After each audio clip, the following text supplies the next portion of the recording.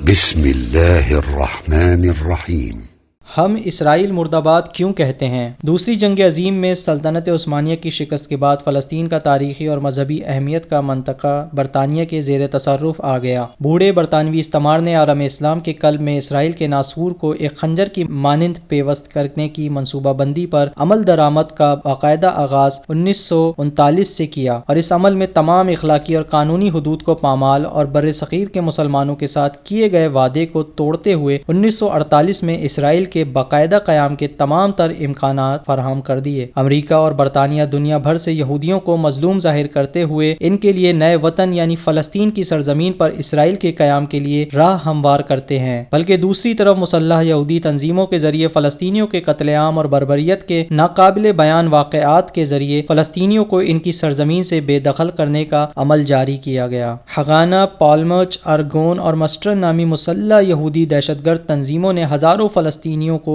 اس وقت قتل کر دیا جب مرد کھیتوں میں کام کر رہے تھے۔ بعد از بچ جانے والے فلسطینیوں کو اکٹھا کھڑا کر کے گولیاں مار دی گئیں۔ اس کے باوجود بچ جانے والوں کو یروشلم کے باب دمشق کے باہر عبرت کا نشانہ بنا دیا گیا تاکہ فلسطینی ہجرت کریں اور اسرائیل کا قیام ممکن ہو۔ 1948 سے 1953 کے درمیان تعمیر ہونے والی 370 یہودی بستیوں میں سے 350 تازہ بے گھر کردہ فلسطینیوں کی سرزمین پر تھیں۔ ان تمام دہشت گرد تنظیموں کو جدید اسلحہ امریکہ، برطانیہ اور بعض یورپی ممالک نے فراہم کیا۔ یوں 14 مئی 1948 کو انسانیت کے نام پر بڑا دھبا یعنی اسرائیل کے قیام کا باقاعدہ اعلان کرتے ہوئے عالمی انسانی حقوق کا قتل عام بھی کر دیا گیا۔ اسرائیل کی بنیاد 3 لاکھ فلسطینی بچوں اور عورتوں اور مردوں کے قتل عام، بے حرمتی اور بے گھر کر دینے جیسے جرائم پر رکھی گئی، اور آج تک اسرائیل نے انسانیت کے خلاف جن جرائم کا ارتکاب کیا ہے ان کو قلم بیان کرنے سے عاجز ہے۔ 1946 سے 48 کے دورانیے میں فلسطینی قتل عام اور عورتوں کی بے حرمتی کے واقعات ہوں، یا 1939، 1973 یا 1978 کی عرب اسرائیل جنگوں میں مظلوم فلسطینیوں کی نسل کشی ہو، دیر یاسین کے گاؤں میں فلسطینیوں کے بدنوں اور روحوں کو گھائل کرنے کے واقعات ہوں، یا سامرا و شتیلا کے کیمپوں میں ہونے والے قتل عام کی اندھوناک داستانیں، یہ سب امریکہ، اقوام متحدہ کی مجرمانہ خاموشی اور اسرائیل کی وحشیانہ کارروائی کا براہ راست نتیجہ تھیں۔ 15 مئی 1948 کو امریکہ وہ پہلا ملک بنا جس نے اسرائیل کو تسلیم کیا، اور تاحال امریکہ وہ واحد ملک ہے جس نے درجنوں مرتبہ اقوام متحدہ کے فورم پر اسرائیل کے خلاف پیش ہونے والی قراردادوں کو ویٹو کر کے ناجائز وجود اسرائیل کا تحفظ کیا، جبکہ یورپ اس معاملے میں اس کے ساتھ رہا۔ اقوام متحدہ کی قراردادوں کے برعکس اسرائیل نے قبلہ اول بیت المقدس اور مسجد اقصی کے منطقہ یروشلم کو اسرائیل کا دارالحکومت قرار دیا۔ آج ہجرت کر جانے والے فلسطینیوں کی کل تعداد مقبوضہ فلسطین، اسرائیل اور غزہ و مغربی کنارے کے فلسطینیوں کی مجموعی تعداد 3 گنا زیادہ ہے۔ کم از کم 50% پانی کے ذخائر آج بھی فلسطینیوں کے رہائشی علاقوں میں ہیں، لیکن ان کا 90% پانی اسرائیل استعمال کرتا ہے۔ خطے میں سب سے زیادہ امریکی امداد وصول کرنے والی ناجائز ریاست اپنے تمام پڑوسی ممالک سے جنگ کر کے عالمی قوانین کو پامال کر چکی ہے۔ خود قبول کردہ اوسلو معاہدے کے تحت نئی یہودی بستی کی ممانعت کے باوجود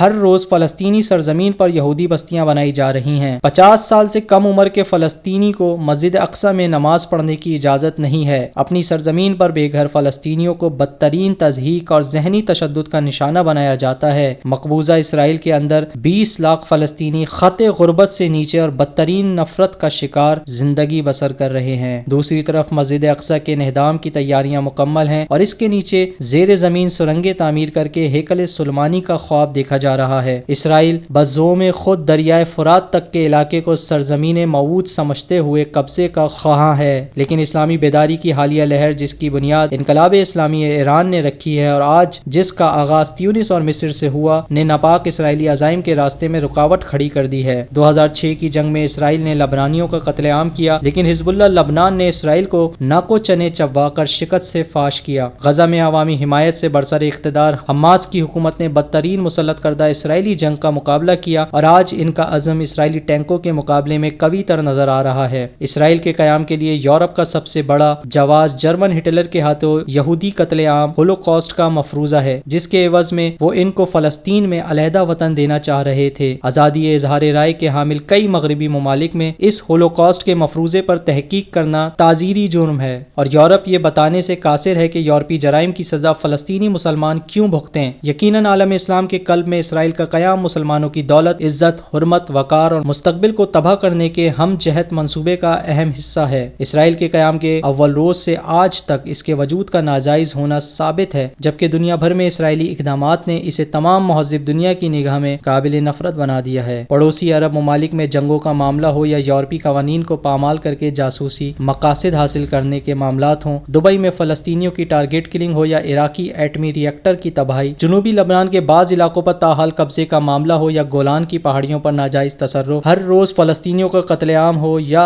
غزہ کا بدترین محاصرہ، مصر کے انقلاب کو روکنے کی سازش ہو یا ایران میں ایٹمی سائنسدانوں کی ہلاکت میں ثابت شدہ معاونت، اسرائیل عالمی قوانین، انسانی حقوق اور عدل و انصاف کا قاتل اور بدترین مجرم ہے۔ قائد اعظم محمد علی جناح ان عالمی رہنماؤں میں اول ہیں جنہوں نے فلسطین پر اسرائیلی ناجائز قبضے کی مخالفت کی۔ اسرائیل کا کشمیر میں مسلمانوں کو کچلنے کے لیے انڈین آرمی کو مہیا کردہ مدد اور پاکستانی ایٹمی تنصیبات پر ہندوستان کی معاونت سے خطرناک حملے کی منصوبہ بندی بھی ثابت شدہ حقیقتیں ہیں۔ بقول آیت اللہ موسیٰ صدر، اسرائیل شر مطلق ہے جس سے کسی خیر کے وقوع پذیر ہونے کا امکان ہی نہیں۔ امام خمینی نے رمضان کے آخری جمعے کو یوم القدس قرار دے کر اسے بین الاقوامی مسئلہ بنا دیا ہے، جبکہ ISO پاکستان نے 16 مئی کو یوم مرداباد امریکہ کی رسم شروع کر کے اسرائیل سے نفرت کے اظہار کا عملی موقع مہیا کیا ہے۔ اسرائیلی مظالم، اس کے بین الاقوامی کردار، انتفاضہ کا جاری رہنا، مضبوط حزب اللہ، بدلتا مصر اور بدلتے عالمی حالات، بالخصوص اسلامی بیداری کی لہر اور رہبر عظیم الشان سید علی خامنہئی کی درست بابصیرت اور بروقت رہنمائی وہ حقیقتیں ہیں جو اسرائیل کے عنقریب صفحہ ہستی سے مٹ جانے کی دلیل ہیں، اور یہ اب صرف وقت کا معاملہ ہے کہ کب اسرائیل اپنے فطری زوال کی عملی شکل دیکھتا ہے۔ بیان کیے گئے اسرائیلی مظالم و جرائم فقط مشتِ از خوروار